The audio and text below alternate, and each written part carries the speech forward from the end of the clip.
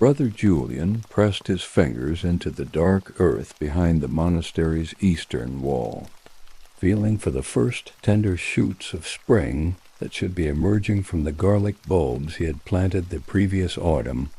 And when his fingertips found the firm green spears pushing upward through the soil, he closed his eyes and whispered a prayer of thanksgiving for this small miracle of renewal, for the reliable return of growth after winter's dormancy, for the patient rhythms of a garden that had been tended by monks in this same spot for 400 years. The year was 1462. The place was a Benedictine monastery of St. Alred's in the Yorkshire Dales, and Brother Julian was 43 years old, had been a monk for 27 years, and had served as the monastery's gardener for the past 15, cultivating the plot of land that fed his community and that had become, over the years of his devoted attention, more than just a source of vegetables and herbs. It had become his teacher, his companion, his way of understanding God and time and the quiet satisfaction of work well done. Before we continue, if you'd like to join me for more stories like this, feel free to subscribe. I share a new one every day, and if you don't mind, leave a comment and tell me where you're listening from and what time it is for you right now. I love seeing how far these stories travel. Julian straightened slowly, his back protesting the hours already spent bent over the beds. Though the morning was barely begun, and the sun still low enough that the monastery's eastern wall cast long shadows across the garden, he was a compact man, weathered by years of outdoor work, his hands permanently stained with soil that no amount of washing could fully remove, his face lined by sun and wind and the kind of contentment that came from finding one's right place in the world and settling into it without reservation or regret. His hair, what remained of it beneath the tonsure that marked him as a monk, had gone gray years ago, and his beard, kept short according to the monastery's rule, was more white than gray, signs of age that he accepted with the same equanimity he brought to everything else in his life. The garden stretched before him in neat rectangular beds divided by paths of packed earth that centuries of monastic feet had worn smooth and slightly concave. Each bed served a specific purpose, held specific plants, contributed in its own way to the monastery's needs and the rhythms of the liturgical year. The bed nearest the wall held onions and garlic, sharp tastes to enliven the bland pottages that constituted much of the monk's diet. Beyond that were the broad beans that could withstand frost, bean plants that would climb the hazel poles Julian would set for them when they grew tall enough to need support. Then came the brassicas in their various forms, cabbages round and firm, kale with its ruffled leaves, turnips that grew half underground like small pale moons further from the wall, where the sun struck more directly for more hours of the day. Julian grew the plants that craved warmth and light peas climbing on woven wattle, lettuce in succession plantings so there would be fresh leaves from early spring through late autumn, herbs both culinary and medicinal arranged in patterns that were part function and part aesthetic pleasure. And at the garden's far end against the south-facing wall, where warmth accumulated and lingered, he maintained the fruit trees that were his particular pride apples and pears espaliered against the stone, their branches trained to grow flat and horizontal, maximizing fruit production in minimal space between the beds. The paths were lined with low borders of lavender and Santolina, plants that stayed green through winter and that would, Come summer, bloom in purple and silver gray, bringing beauty and fragrance to this productive space. Beauty was not strictly necessary in a monastery garden. The purpose was food, medicine, the practical support of the community's physical needs. But Julian believed that beauty fed something in the soul. That was as important as what bread fed in the body. And over his years as gardener, he had gradually introduced these ornamental elements, these small concessions to aesthetic pleasure that one had explicitly forbidden and that he offered as gifts to the other. Monks who sometimes walked the garden's paths as a form of meditation or recreation. This morning, as on most mornings, Julian was alone in the garden. The other monks were in the chapel for lauds, their voices rising in the ancient songs that marked the day's beginning. But Julian had received the abbot's permission to begin his work earlier, to spend the hour before dawn preparing the garden for the day ahead, and to attend the office later when the most urgent tasks were complete. This arrangement suited Julian perfectly. He found his prayers in the garden as much as in the chapel, found God as readily in soil and seed, and the patient work of cultivation as in Latin, psalms, and formal liturgy. Not that he neglected the liturgical hours. He attended them faithfully, joined his voice to the communities, participated in the corporate worship that was central to monastic life. But his deepest spiritual experiences happened here, in this plot of land behind the cloister, where he worked alone in the early morning while the rest of the world still slept, where his hands performed familiar tasks that his body knew so well, that his mind was free to prayer, to meditation, to the kind of wordless communion with the divine that he had discovered was, for him, more profound than any formal devotion. He moved through the garden, now with the ease of long familiarity, checking each bed, noting what needed attention, planning the day's work. The garlic was fine, pushing through strongly, needing nothing from him except patience while it grew.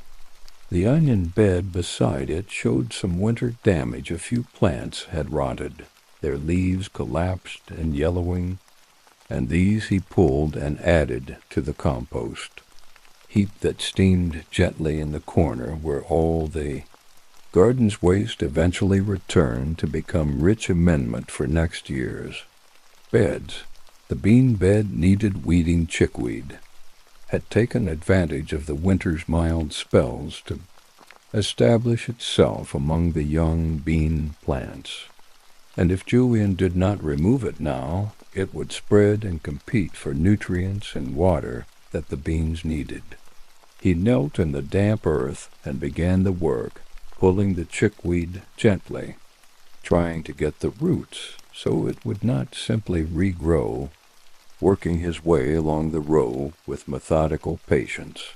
This was the work he loved, simple, repetitive, productive, work that let his hands be busy while his mind wandered or settled into stillness, work that had clear beginnings and endings, work whose results were visible and useful, work that connected him to the long tradition of monks who had knelt in this same soil, pulled these same weeds, grown these same crops in an unbroken chain, stretching back 4 centuries to the monastery's founding. Julian had not always been a gardener. When he first came to St. Alred's at 16, he had been assigned to the kitchen, where he spent years helping to prepare the community's meals, learning to make bread and pottage and the simple dishes that sustained monastic life. It was honest work, necessary work, but it had never quite fit him. The kitchen's heat and noise, the constant pressure of deadlines, The way meals had to be ready at specific times regardless of whether preparation had gone smoothly or encountered problems. All of this created a stress that Julian found difficult to manage. Then one spring day, when he was 28, the monk who had served as gardener for decades, Brother Thomas, a man so old he remembered when the current abbot was a novice, died peacefully in his sleep, and someone needed to take over the garden. The abbot had asked for volunteers, and Julian had raised his hand without fully understanding why, moved by some instinct or perhaps by grace, and the abbot had nodded and said simply, "The garden is yours, Brother Julian. Tend it well." And Julian had discovered, over the following months and years, that the garden was indeed his, not in the sense of ownership, which monastics renounced, but in the sense of rightness, of fit, of finding the work that his soul had been seeking without knowing it was searching. In the garden, the stress of the kitchen disappeared. There were no rigid deadlines here. Plants grew according to their own rhythms, and while there were certainly better and worse times to perform various tasks, there was rarely the kind of time pressure that had made kitchen work so difficult for his temperament. In the garden, Julian found the solitude he had not realized he needed. The monastic life was fundamentally communal. Monks prayed together, ate together, worked together, their individual identities subsumed into the corporate identity of the community. But in the garden, Julian worked alone most of the time, and that solitude fed something in him that the constant company of the cloister depleted. He was not antisocial. He enjoyed the company of his brothers, participated fully in community life when not in the garden, but he needed this daily immersion in solitude the way a plant needed sun, and the garden provided it.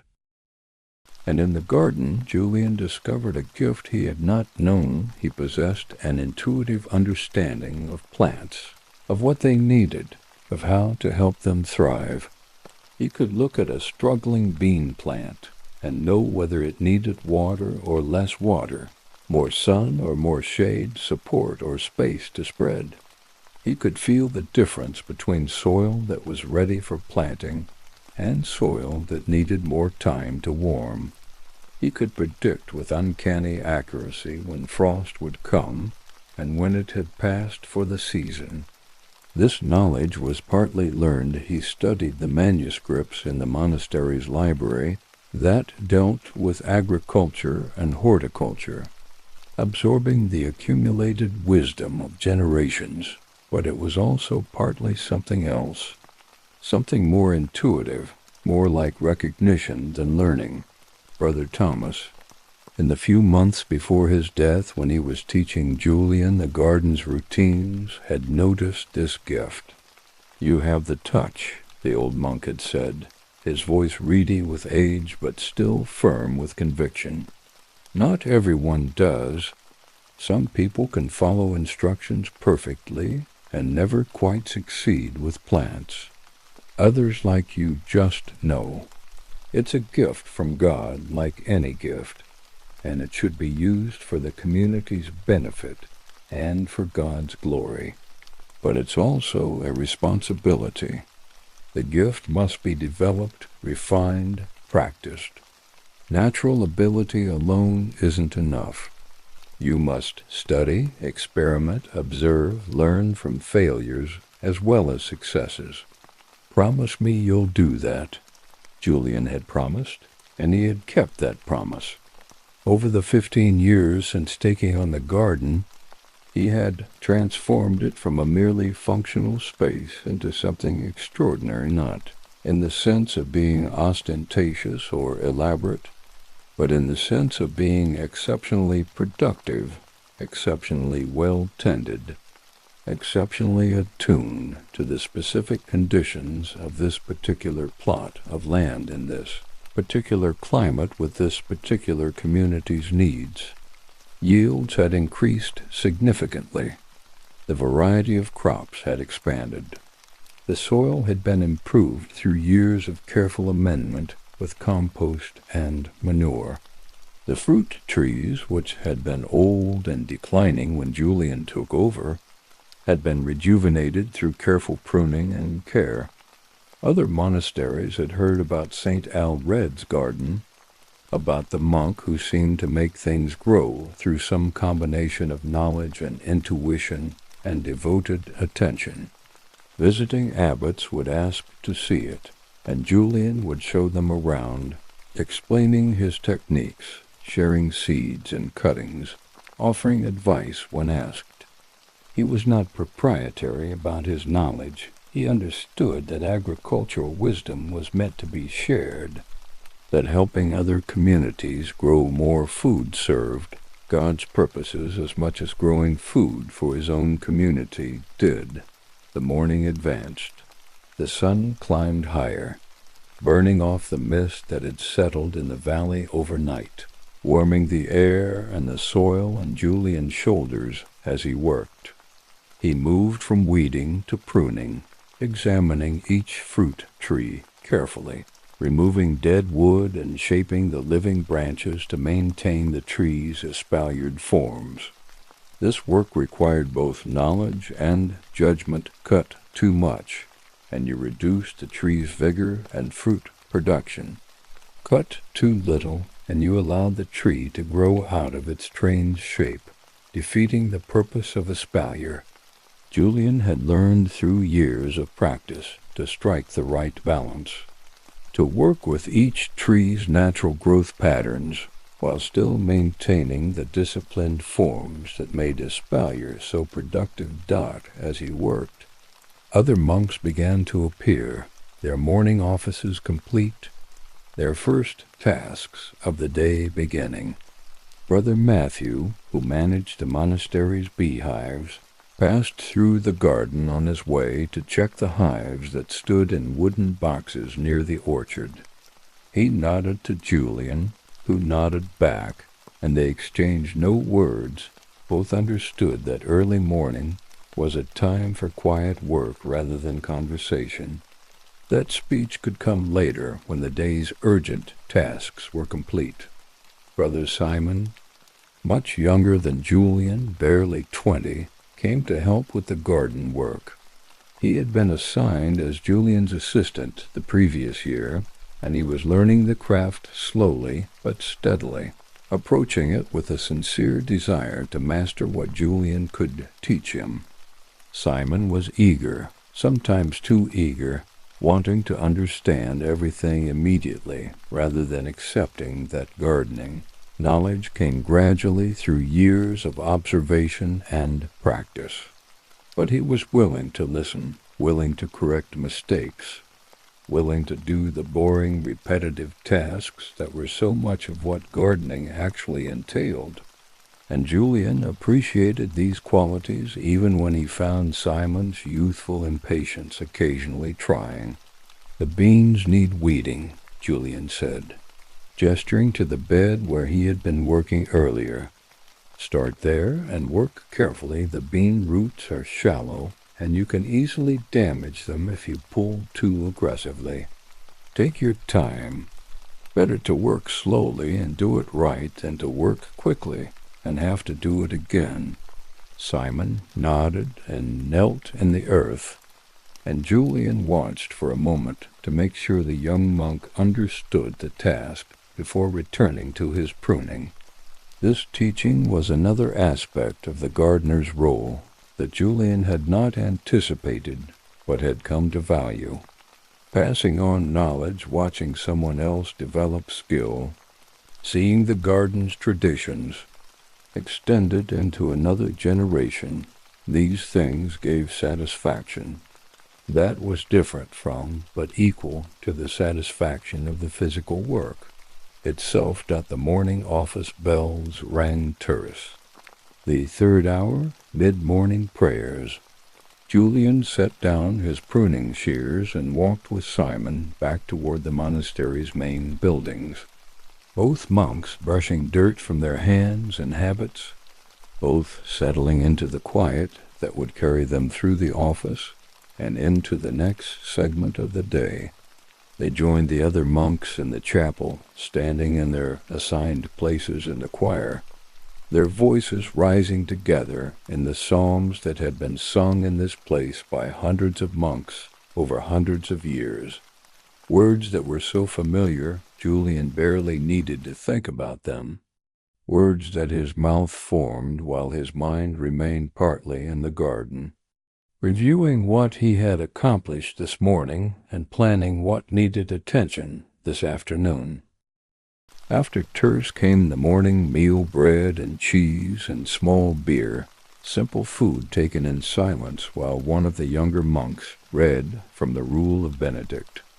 Julian ate without tasting, his mind already back in the garden despite his body's presence in the refectory. This divided attention was something he had struggled with. In his early years as a monk, the sense that he was never fully present anywhere, that his mind was always partly somewhere else. Brother Thomas had noticed this and had offered advice that Julian still remembered. The garden is your vocation, but it's not your only vocation. You're a monk first, a gardener second. The offices, the meals, the community gatherings, these deserve your full attention, not the divided attention you're giving them now.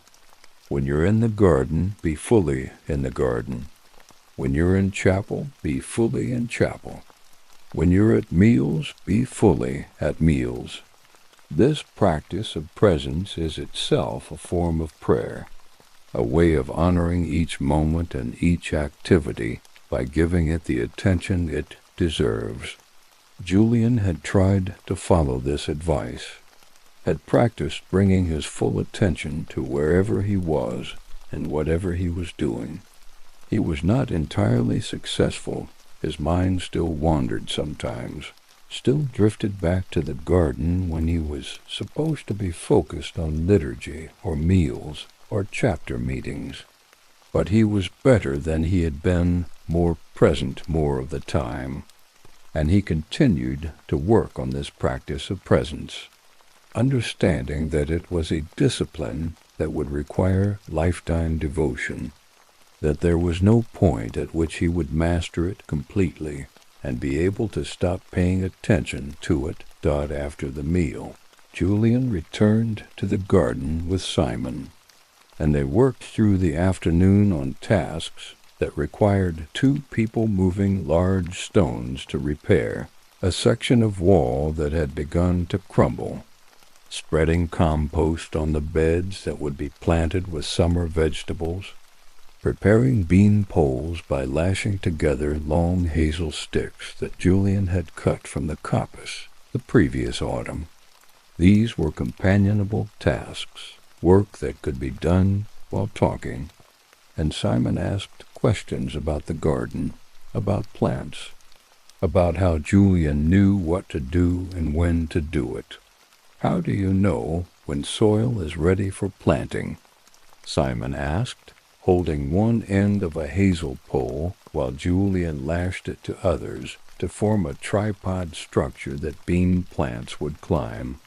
You feel it, Julian said, pulling the willow binding tight. Literally, you take a handful of soil and squeeze it in your fist. If it forms a tight ball that doesn't crumble, it's too wet. If it won't form a ball at all, it's too dry. If it forms a ball that breaks apart easily when you press it, it's ready. But you also watch the plants the weeds will tell you. When chickweed and groundsel start growing actively, soil temperature is right for early crops like peas and onions. When nettles start pushing up, it's warm enough for beans. Plants are more reliable than any calendar or rule someone might write down because plants respond to actual conditions, not to dates on a page. But how did you learn this? Simon persisted. Brother Thomas taught you? Some of it, Julian agreed. But mostly I learned by observing, by trying things and seeing what worked, by paying attention year after year until patterns became clear. There's a manuscript in the library on horticulture, written by a monk in France 200 years ago. It's full of useful information, but it's written for France where the climate is different, where spring comes earlier and winter comes later, where they can grow things we can't grow here. So I had to learn what applied to our conditions and what didn't, what needed to be adapted and how. That kind of knowledge only comes through practice, through years of watching and learning and adjusting. They worked in silence for a while, the rhythm of their tasks creating a kind of meditation, hands busy while minds rested or wandered. Julian found himself thinking about the generations of monks who had worked this same soil, who had planted these same crops, who had struggled with the same challenges of weather and pests and the hard reality that even the most careful gardener could not control outcomes, could only create conditions favorable for growth, and then accept whatever resulted with grace and gratitude. The garden had been here since the monastery's founding in 1062-400. Years of continuous cultivation, 400 growing seasons, 400 springs when monks had pushed seeds into warming soil and hoped for good yields.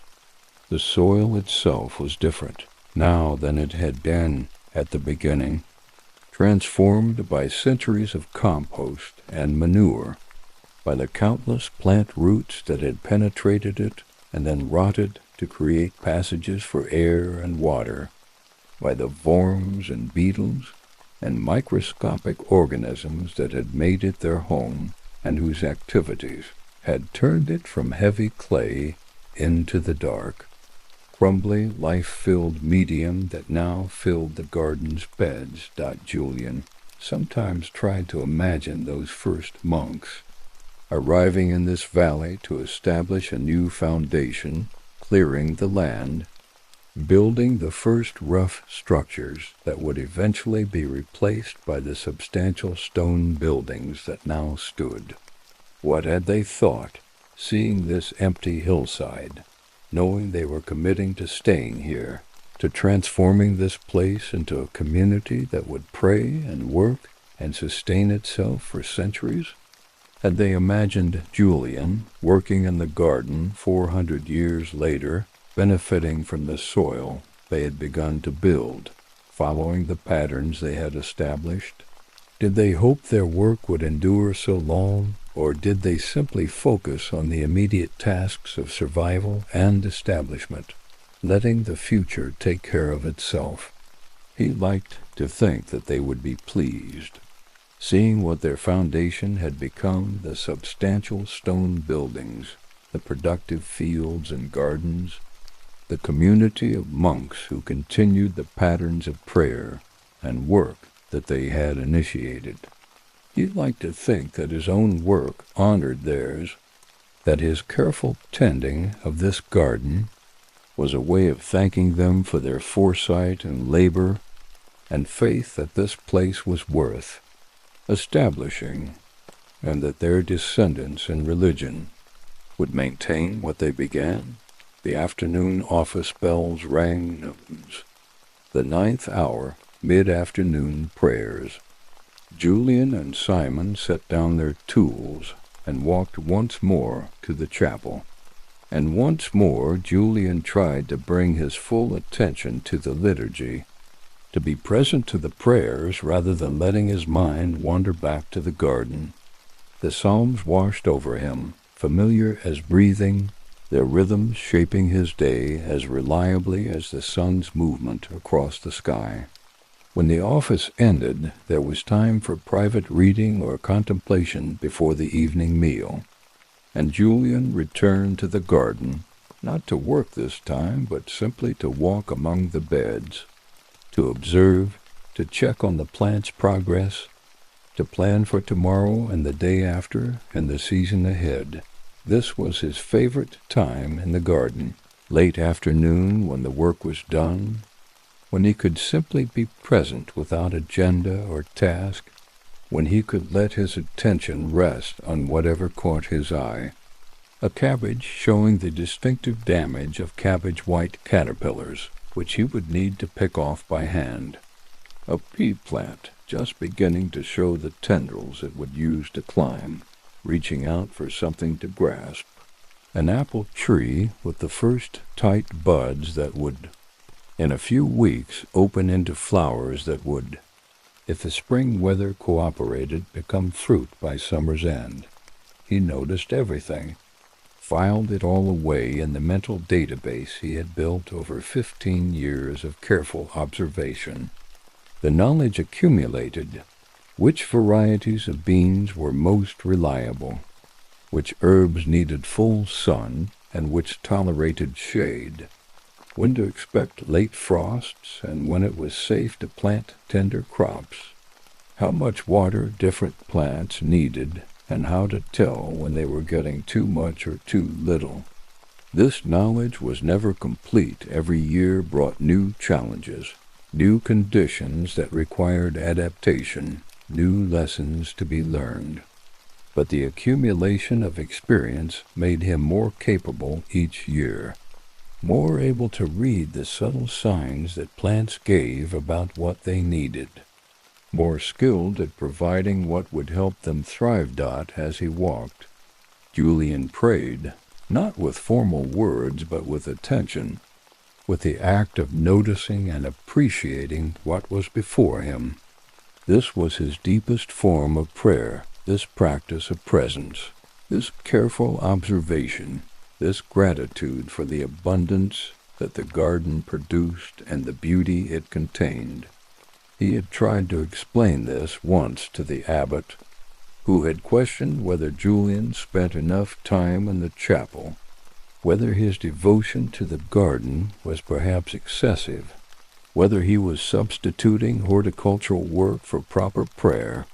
"The garden is my prayer," Julian had said, trying to find words for what he experienced in ways that went beyond words.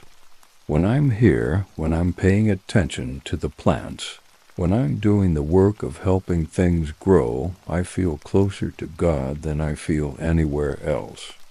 Not because God isn't in the chapel, of course God is in the chapel, but because this is where I can hear God most clearly, where I can see God's work most directly, where I can participate in creation in ways that feel immediate and real. Every seed that germinates is a miracle.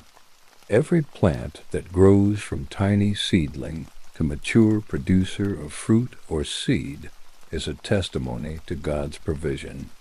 Every season that turns from planting to harvest is evidence of divine ordering of the world.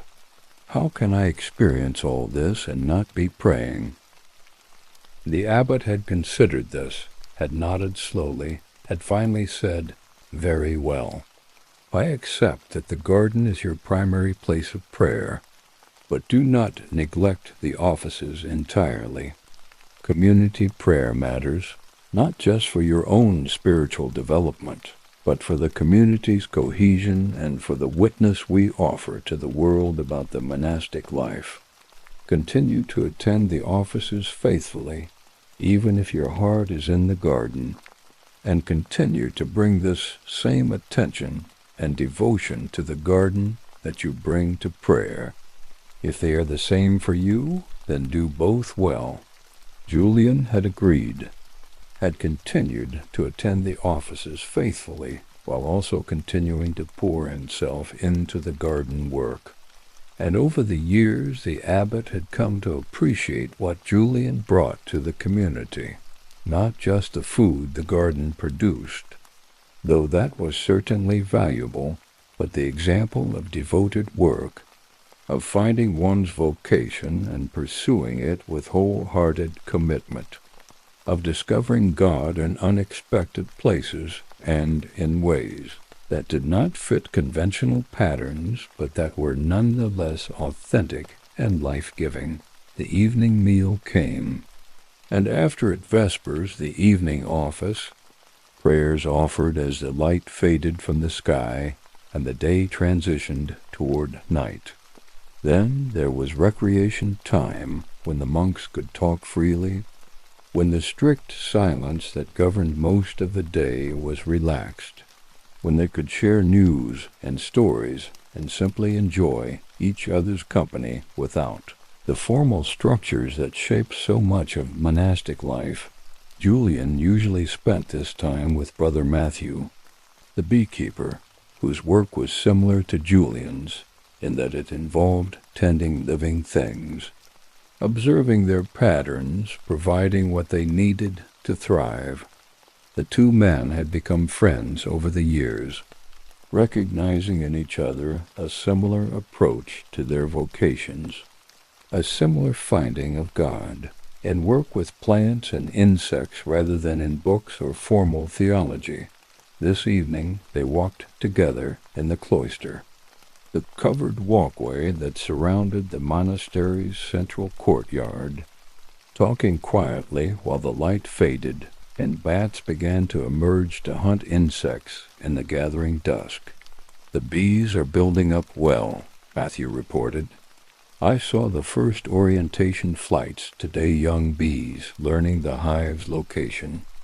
We should have strong colonies for the fruit bloom." "The apples will be flowering within 2 weeks," Julian said. "Maybe less if this warm weather holds." "I'll need your bees, Matthew." Last year's bloom overlapped with cold, rainy weather, and pollination was poor. The fruit set was terrible. I had to thin hardly at all because so few flowers were successfully pollinated. "I remember," Matthew said. "This year looks more promising. The weather patterns are different, warmer, earlier, more settled. But you never know. We could get a cold snap that sets everything back." This was the constant uncertainty that both men lived with, the knowledge that despite all their skill and care and hard work, outcomes were never entirely under their control. Weather could destroy a year's work in a single night of hard frost. Disease could wipe out entire crops despite the most vigilant preventive care. Pests could multiply beyond any reasonable control measures. All a gardener or beekeeper could do was create favorable conditions and then accept whatever resulted with grace, with the understanding that some years would be abundant and others lean, and that both were part of the natural order that God had established. "How was young Simon working out?" Matthew asked. Julian considered. "He's earnest, willing to learn. Sometimes too eager. He wants to understand everything immediately, rather than accepting that knowledge comes gradually. But he'll be fine. He has the dedication, and he's starting to develop the observational skills that really matter. Give him a few years and he'll be competent.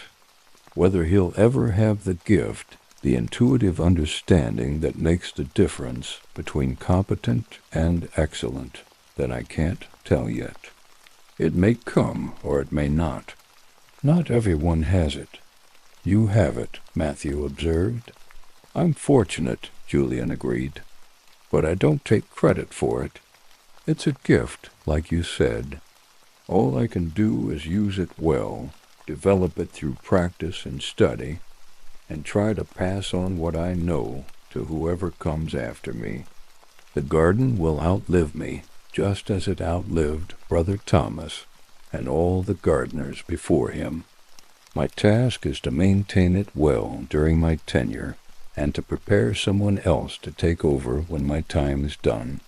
They walked in companionable silence for a while, listening to the evening sounds, distant sheep on the hillsides, a dog barking in the village below the monastery, the soft hooting of an owl beginning its night's hunting.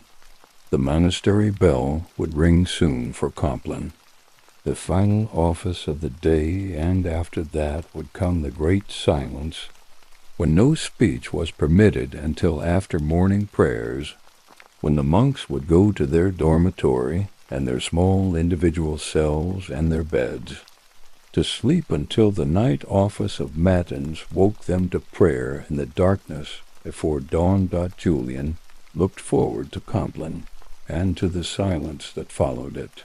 He was not by nature a particularly talkative person, and the great silence felt like a gift rather than a discipline, a permission to exist without the need for words, without the small demands of conversation and social interaction. In the great silence he could review his day's work in the garden, could plan tomorrow's tasks, could simply rest in the quietness that matched his inner temperament so well. The weeks progressed. Spring advanced across the garden like a gentle tide, bringing warmth and growth in the constant succession of tasks that the season demanded. Julian planted his succession crops: lettuce every 2 weeks, radishes weekly, herbs in their appointed beds. He transplanted the onion seedlings he had started in cold frames, spacing them carefully in rows, giving each plant room to grow.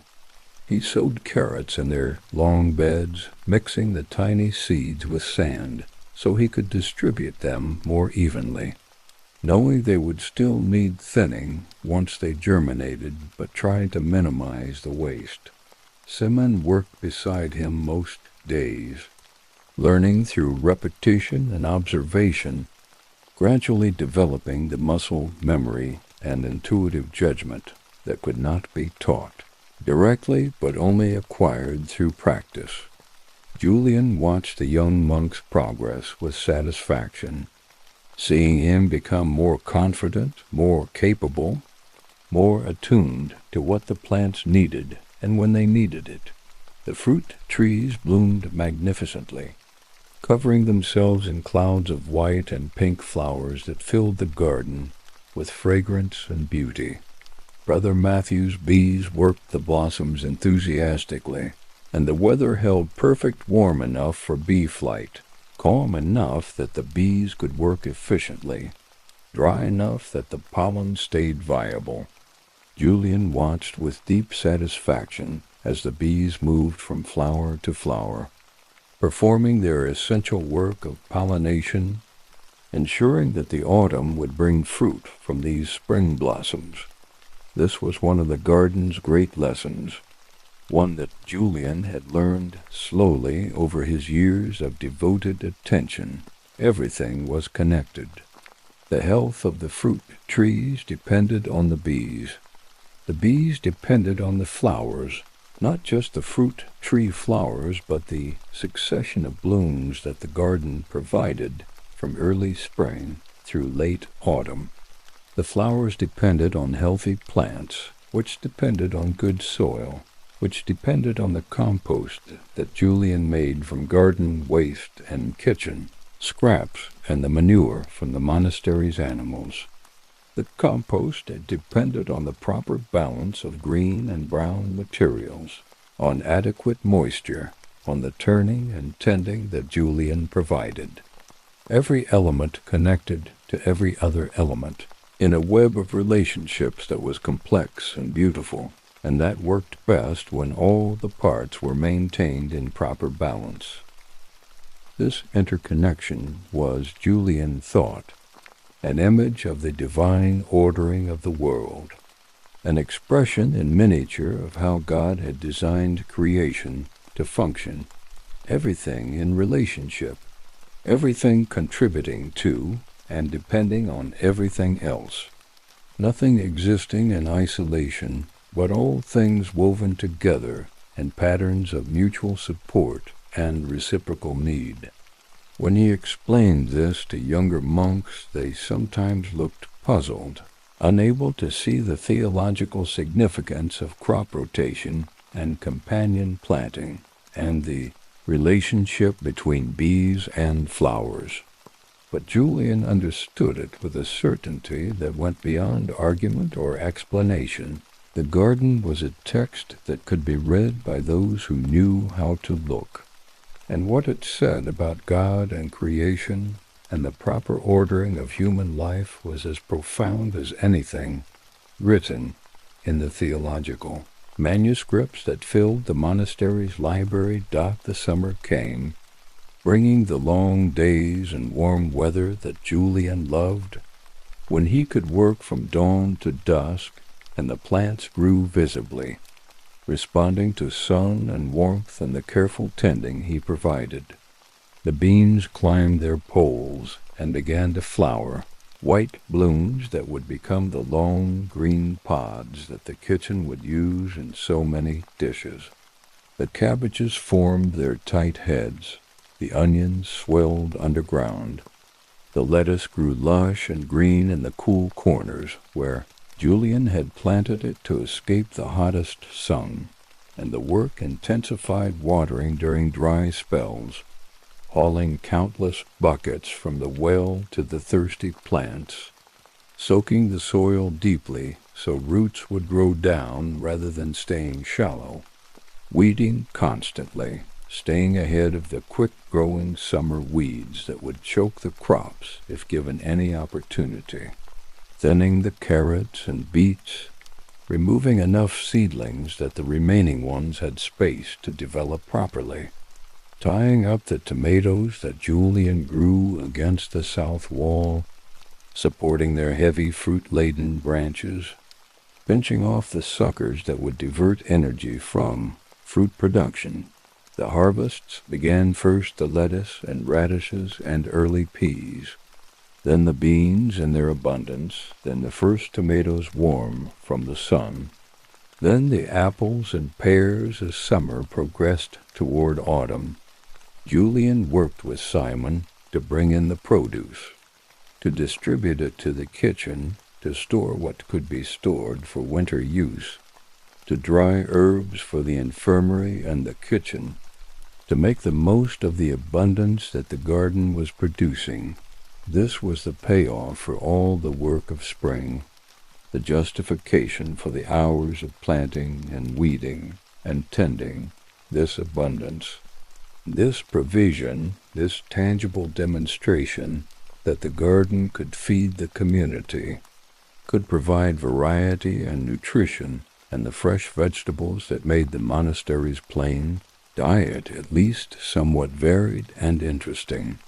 Julian felt deep satisfaction in this, and the knowledge that his work had practical value, that it contributed directly to the community's welfare, that it was not just an indulgence or a hobby, but an essential service that helped sustain the 40 monks who called St. Alred's home. But beyond the practical value, there was also the beauty of ripe fruit hanging heavy on branches, the beauty of flowers blooming among the vegetables, the beauty of neat beds and straight rows, and the visual evidence of order and care. This beauty was not frivolous, Julian believed, but essential. It fed the soul, lifted the spirit, reminded everyone who saw it that the world was not only functional but also aesthetic, not only productive but also lovely, not only practical but also generous in offering beauty beyond mere utility. The abbot sometimes brought visitors to see the garden, nobles and churchmen who visited the monastery for various reasons and who expressed interest in the gardens about which they had heard reports. Julian would show them around, explaining the techniques he used, demonstrating how the espalier worked, sharing seeds when visitors asked for them, offering advice about how to establish or improve gardens at their own estates or monasteries. He was always slightly uncomfortable with these visits. He disliked being the center of attention, preferred the quiet solitary work to the necessity of explaining and demonstrating and essentially performing for observers, but he understood that sharing knowledge was part of his responsibility.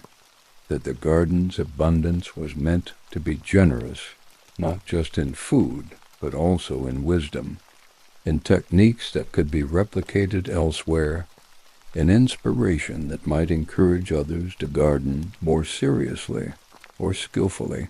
One summer afternoon, the abbot brought a visitor who was different from the usual nobles and churchmen, a woman, which was itself unusual, since women were rarely permitted within the monastery's enclosure. She was perhaps 50 years old, dressed in the simple but well-made clothes of a prosperous merchant's wife, and she looked at the garden with eyes that Julian immediately recognized as those of someone who actually knew plants, who was not just a tourist but a practitioner. The abbot introduced her as Dame Margaret, explaining that she maintained extensive gardens at her estate and had traveled specifically to see St. Aldred's famous garden and to meet the monk whose horticultural knowledge had become almost legendary in the region. Julian bowed slightly, uncomfortable with the praise, and offered to show her the garden. They walked together along the paths while the abbot returned to his other duties, and Dame Margaret asked questions that demonstrated real understanding, not the superficial questions that most visitors asked, but detailed inquiries about soil preparation, about Julian's composting methods, about how he had trained the espalier, about his succession planting schedule, about everything that a serious gardener would want to know.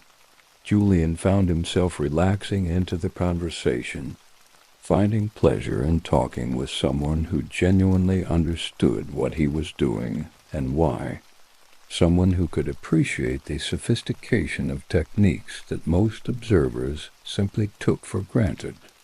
They talked about crop rotations and companion planting, about the challenge of growing tender crops in the North short growing season, about methods for extending the season through cold frames and south-facing walls, about the relative merits of different apple varieties. "Your garden is extraordinary," Dame Margaret said finally, and Julian could hear that she meant it, that this was not the polite praise of a visitor, but the genuine appreciation of someone who understood how difficult it was to achieve what he had achieved. "I've visited gardens in France, in Flanders, even one in Italy, and none of them surpass yours. Some are larger, some more elaborate, but none are better tended or more thoughtfully designed. You have a gift, Brother Julian."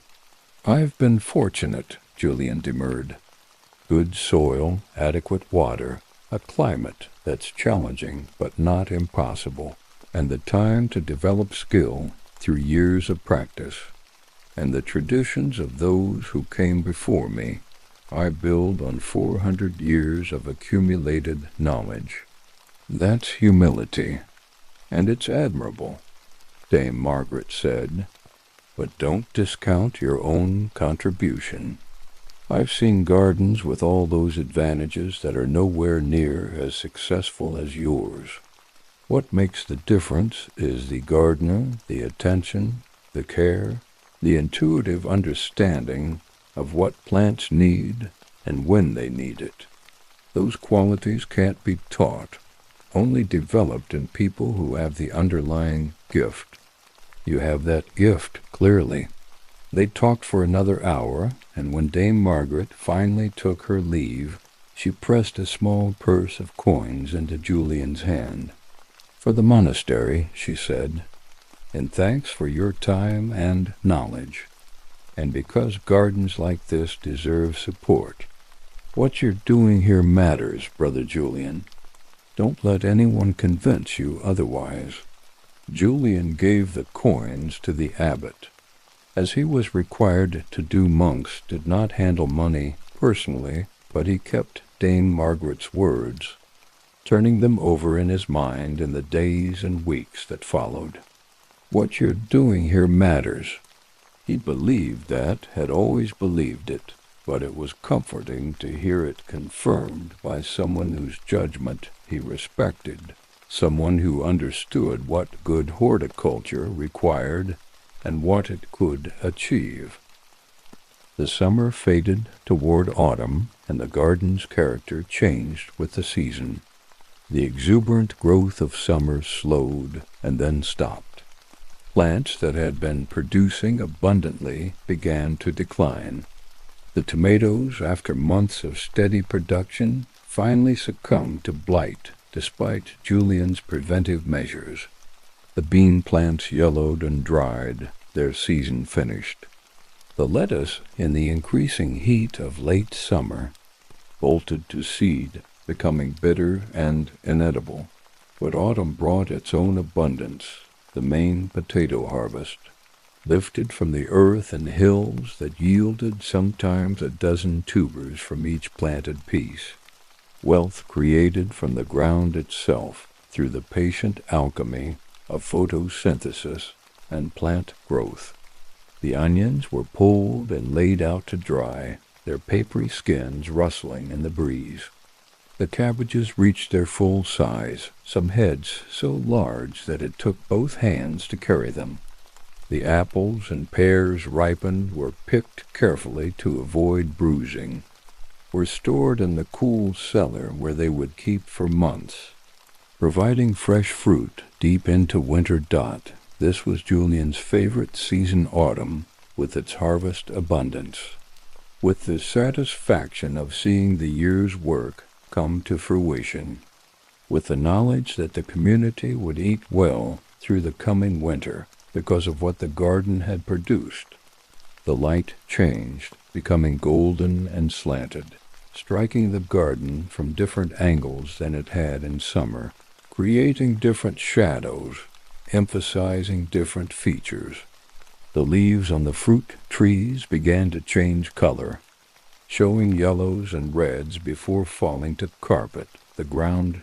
Julian worked through the autumn with Simon, bringing in the harvests, preparing the garden for winter, planting the crops that would overwinter: garlic and broad beans pushed into the cooling soil, mulched with straw to protect them from the hardest frosts, left to establish roots before winter's dormancy. They spread compost on the beds that would rest through winter, covering the soil with organic matter that would protect it from erosion and that would break down over the cold months to feed next spring's crops. And Julian planted bulbs, not the onions and garlic that were food, but the ornamental bulbs that would bring beauty to the garden in spring. Daffodils and crocuses, tulips and grape hyacinths, planted among the beds and along the paths. Additions to the garden that served no practical purpose, but that would delight the eye when they bloomed, that would remind everyone who saw them that beauty was itself valuable, that the world was not only utilitarian, but also generous with aesthetic gifts that fed, something in the human soul that mere food could not satisfy. The abbot had initially questioned these ornamental plantings, suggesting that they were perhaps frivolous, perhaps not appropriate for a monastery that was meant to be focused on prayer and simplicity rather than decoration and display. But Julian had defended them with an eloquence that surprised himself, arguing that beauty was not frivolous but essential, that God had created a world that was not only functional but also beautiful, that the flowers that bloomed in meadows and forests served no practical purpose but were still part of divine creation and were therefore good, were therefore worth cultivating and appreciating.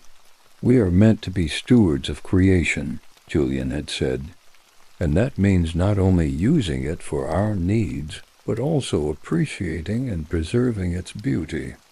These bulbs will bloom in spring when the garden is otherwise still brown and bare. They will lift spirits, will remind us that winter does not last forever, will show us that God's provision includes not just food for the body, but also beauty for the soul. How can that be frivolous? How can that be inappropriate for monks whose vocation is to praise God in all things? The abbot had been convinced, or at least had stopped objecting, and now the spring bulbs were an established part of the garden, one of Julian's additions that had become traditional, that would probably continue long after he was gone, maintained by whoever became gardener after him. The autumn progressed. The days grew shorter, the nights longer and colder. Frost began to touch the garden, first in light touches that only damaged the most tender plants, then in harder freezes that blackened the tomatoes and finished off the beans and turned the potato foliage to brown mush. Julian worked with Simon to remove the dead plants, to clear the beds, to prepare the garden for its winter rest. They were careful about what went into the compost. Diseased plants were burned rather than composted to prevent spreading disease to next year's crops, while healthy plant waste was added to the compost heap in layers alternated with manure and soil, building the pile that would heat and break down over the winter. Transforming waste into amendment. The first snow came. Light flurries that melted quickly, a warning of what was coming.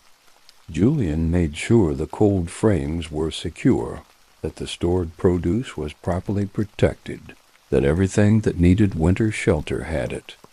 He checked the fruit trees, making sure the espalier ties were secure, that the branches were well positioned to shed snow rather than breaking under its weight, that everything was as ready as it could be for the months of cold and dormancy ahead. And then, gradually, the garden work slowed as winter established itself. There was still the daily round of checking on stored produce, of ensuring that the cold frames were functioning properly, of maintaining the compost, of planning for spring. But the urgent daily tasks of the growing season were finished, and Julian found himself with more time for other activities, for reading in the library, for prayer in the chapel, for conversations with other monks during the recreation periods.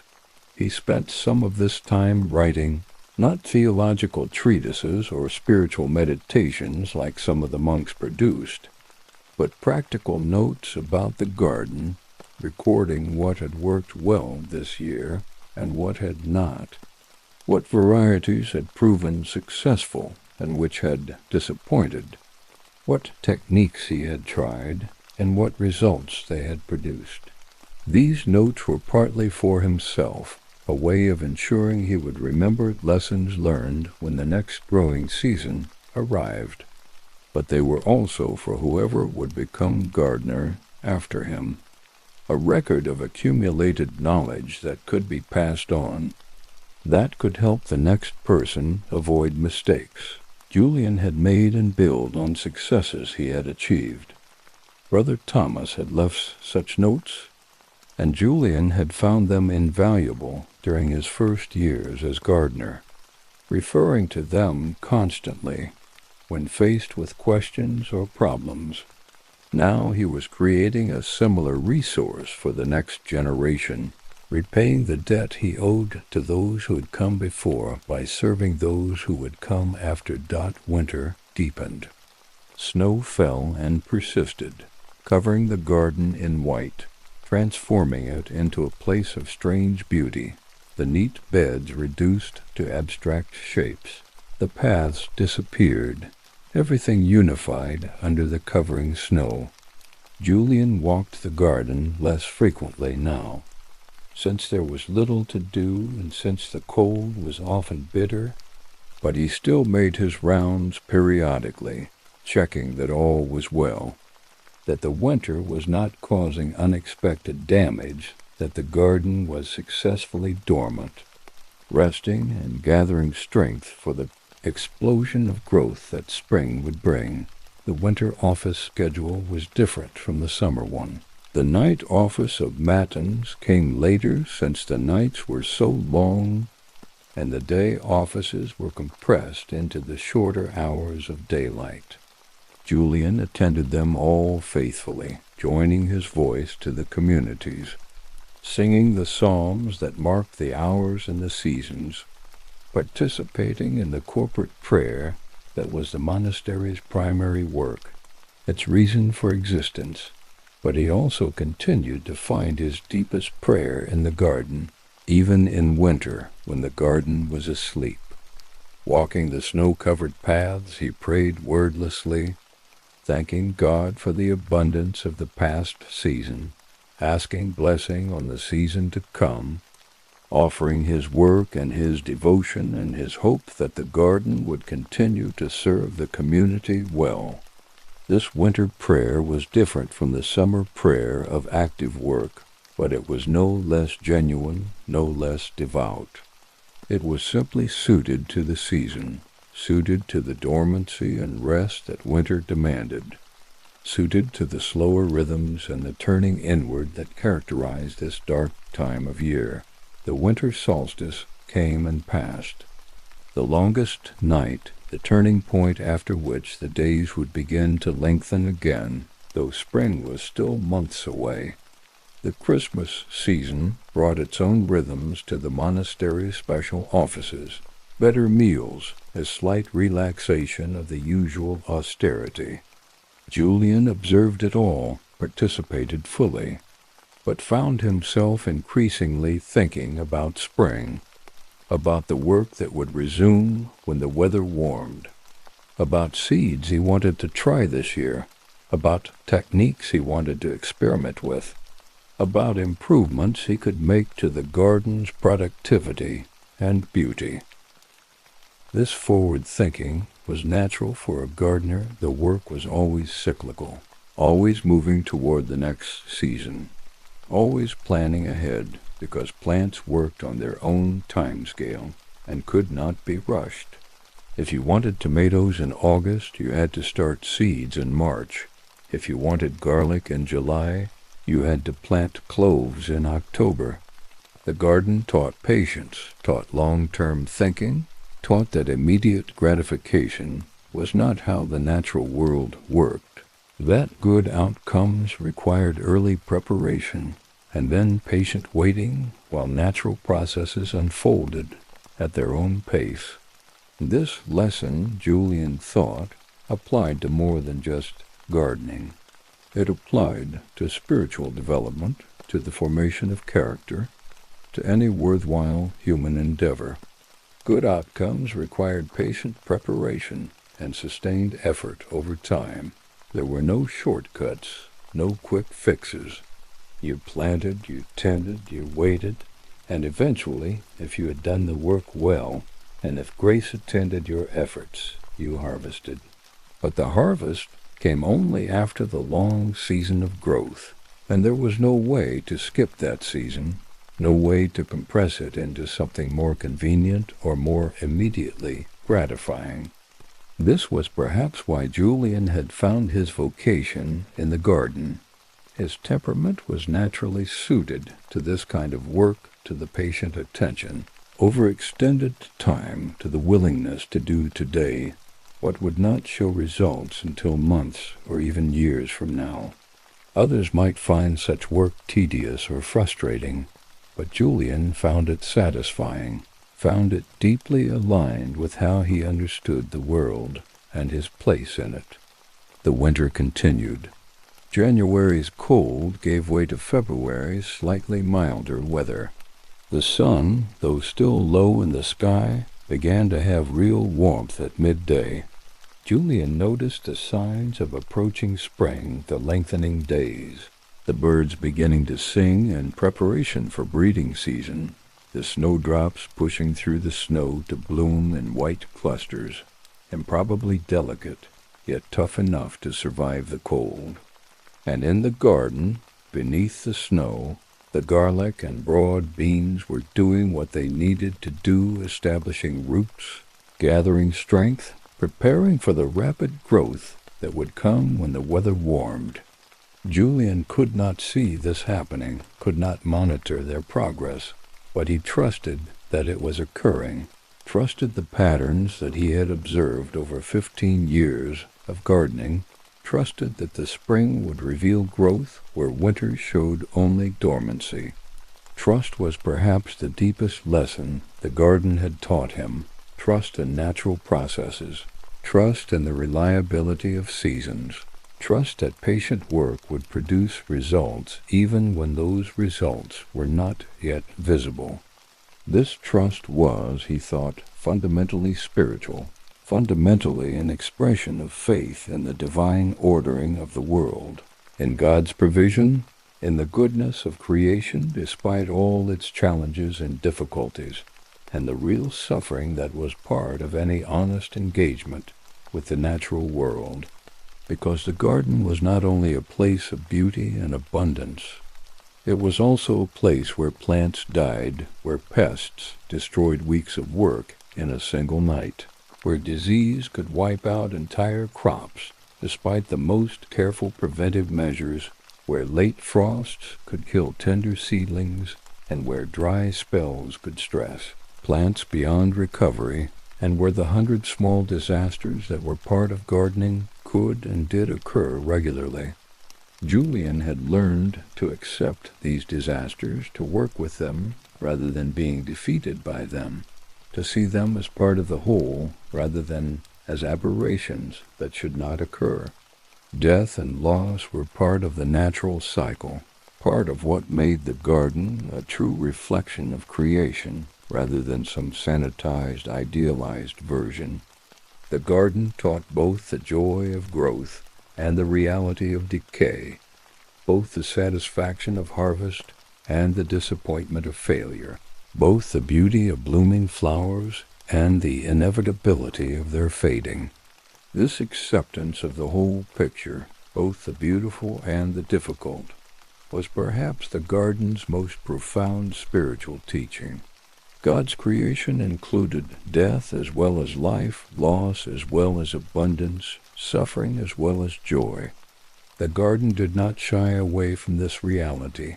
It presented it clearly, offered it honestly, invited Julian to engage with it fully rather than pretending that some bowdlerized version was the real thing, and engaging with it fully, accepting both the gifts and the challenges, working with what was rather than wishing for what might be. This was how Julian had learned to live, not just in the garden but in all areas of his life. This was how he had learned to be a monk, to accept the disciplines and constraints, while also embracing the gifts and opportunities to see his vocation whole rather than focusing only on its difficult or only on its rewarding aspects. The garden had been his teacher in this, had shown him through countless small examples and patient daily repetition what it meant to work with reality rather than against it, to accept what could not be changed while actively tending what could be influenced, to take responsibility for what was his to manage while releasing control over what was beyond his power. These lessons, learned slowly over years of devoted attention, had transformed him.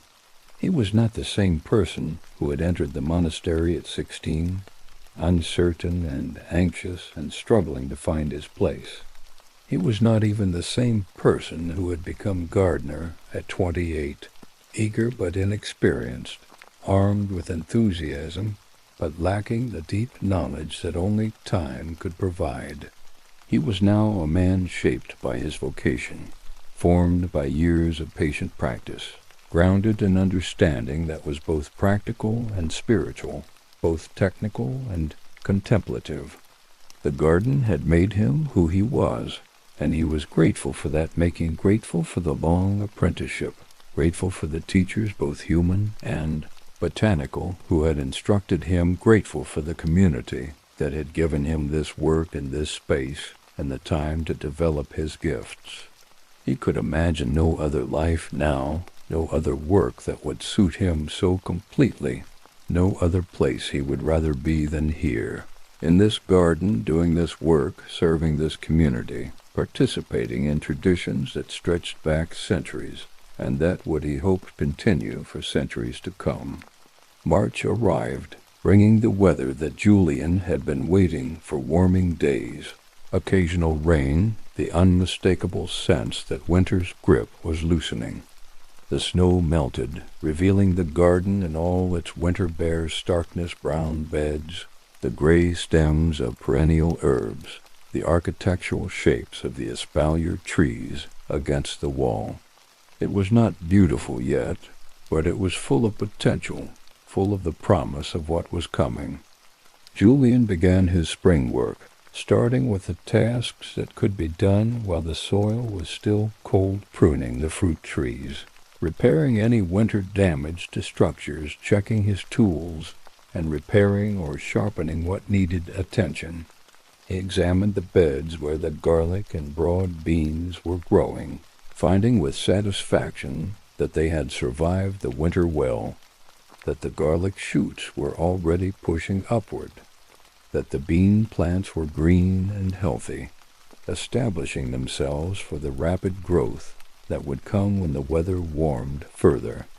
And he began starting seeds indoors, using the cold frames and the sunniest windows in the monastery buildings to give tender plants an early start. Tomatoes and peppers, which needed a long growing season, and which would not survive if planted directly into the still cool soil. Lettuces and herbs, which would give the kitchen fresh greens weeks before direct sown plants could be harvested. He worked carefully mixing his potting soil, blend of garden soil compost and sand that provided good drainage and adequate nutrients, filling small pots, pressing 1 or 2 seeds into each watering, gently placing them where they would receive maximum light. This work of starting seeds was one of Julian's favorite tasks. It was full of hope, full of potential, each tiny seed containing an entire plant in miniature, waiting only for the right conditions to begin its transformation. He loved the moment when the first seedlings emerged, pushing through the soil, unfolding their first leaves, beginning their journey toward maturity and fruit production. Each emergence was a small miracle, a demonstration of the life force that animated creation, the drive toward growth and reproduction that was built into every living thing. Simon worked beside him, learning the timing and techniques, absorbing the knowledge that would make him a capable gardener when his apprenticeship was complete. The young monk had grown in skill over the past year, had developed better observational abilities, had learned to think ahead and plan for future needs, rather than only responding to immediate demands. He was becoming competent, Julian thought, and competent was not nothing. The garden needed a competent gardener more than it needed a gifted one needed someone who would tend it faithfully and skillfully rather than someone who might be brilliant but unreliable. Whether Simon would ever develop the deeper gift, the intuitive connection with plants that made the difference between competence and excellence, that remained unclear. Julian suspected not, but that was all right. The garden would continue to be productive under Simon's care, would continue to feed the community, would continue to serve its purpose. And perhaps Simon would discover his own gifts elsewhere, would find his true vocation in some other aspect of monastic life, would become excellent at something, even if that something was not gardening. The weeks progressed, bringing spring in its fullness. The bulbs Julian had planted in autumn emerged and bloomed in succession, transforming the garden from brown austerity to jeweled beauty. Crocuses first, then daffodils, then tulips, each adding its own colors and shapes to the display. The fruit trees bloomed again, and once more Brother Matthew's bees worked the flowers faithfully. Once more the weather cooperated, once more Julian watched with satisfaction as successful pollination promised abundant fruit in the months ahead.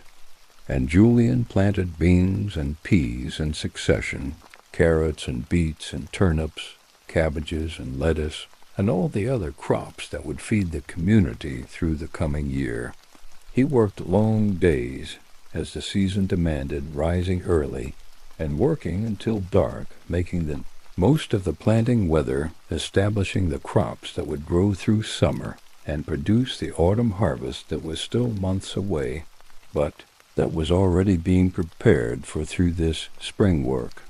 The daily offices continued to mark the hours, calling him from the garden to the chapel, and back again, structuring his days with their rhythms, reminding him that he was not just a gardener, but a monk, not just a tender of plants, but a member of a community, not just a solitary worker, but part of something larger and more enduring than himself. He attended faithfully, sang the psalms, prayed the prayers, and then returned to the garden to continue the work that was itself prayer, that was itself worship, that was itself his most authentic expression of faith and devotion.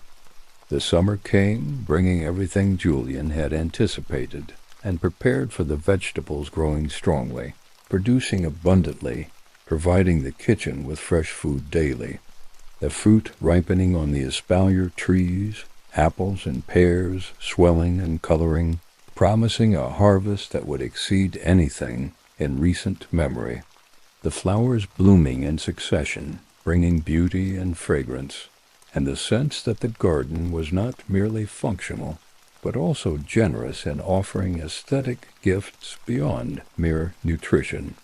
And Julian worked through another summer, another harvest season, another year in the continuous cycle that defined his life and his vocation.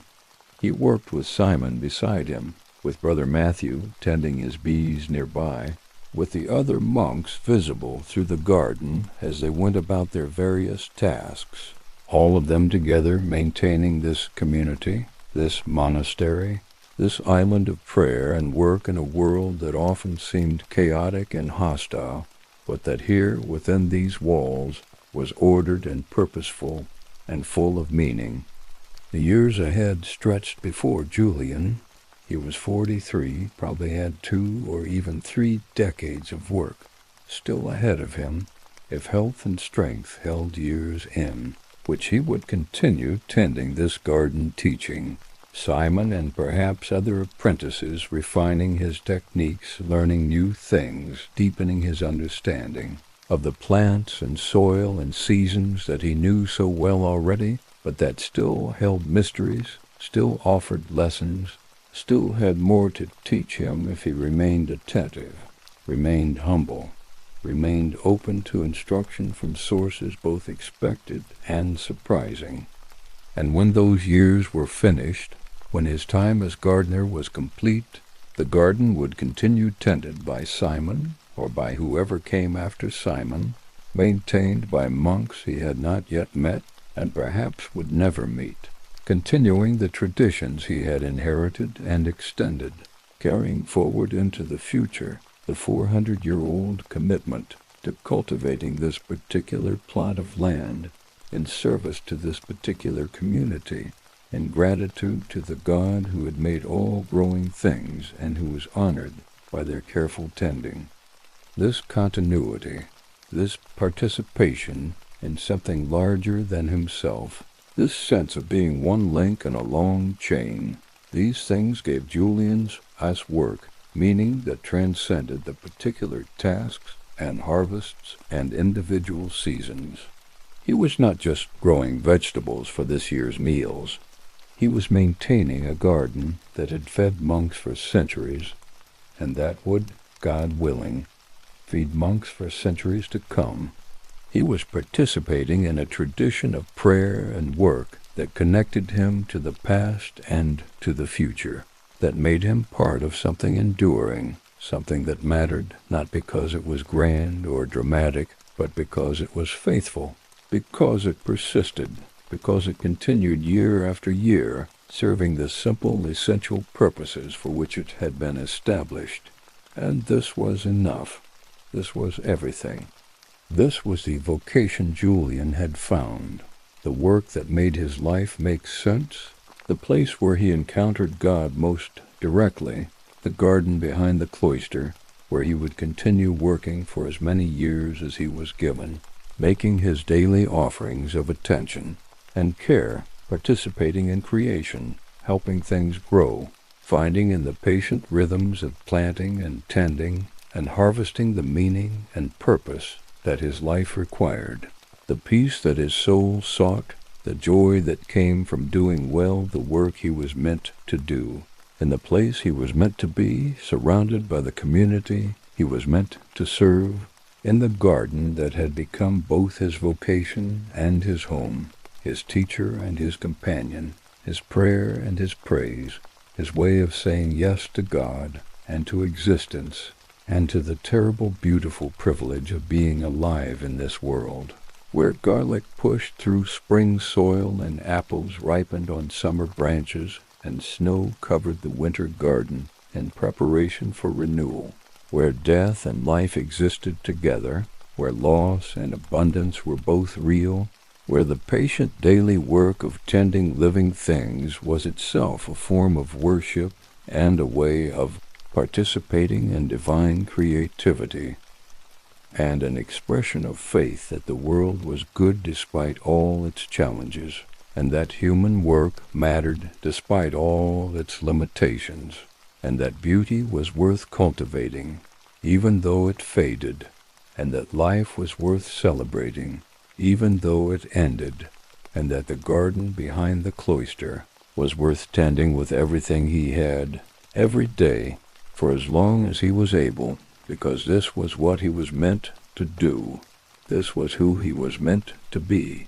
This was the answer to every question he had ever asked about meaning and purpose, and how to live a life that justified the gift of existence. And he was grateful beyond words for having found it, for having been given this work, for having discovered in this particular place and in this particular vocation the peace and purpose that made everything else bearable and meaningful and good.